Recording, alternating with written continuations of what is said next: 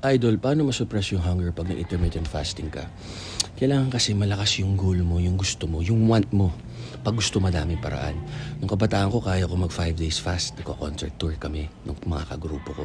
Huwag natin pangalanan, baka sabihin bitter ako or ano. Di ba may mga nagko-comment, di mo naman sila kailangan, idol. Sikat ka pa naman sa social media. So, thanks. So yun, may goal ako nun. Ngayon, trinay ko, 16 hours, kumain na kami.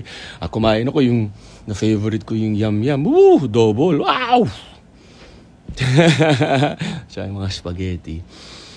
Na-outgrow ko na eh. Pero kung kailangan ko talaga magpakarip or ano, maganda yung bayad o ano, o sabihin ni Mrs. Pero hindi, happy siya na ganito ako, 12% body fat or 15%.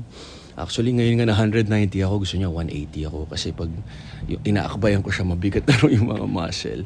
Mukha na rin akong bodybuilder. Gusto ko lang kasi sana namin model or athlete. Pero wala, matanda na muscle maturity. So, yan.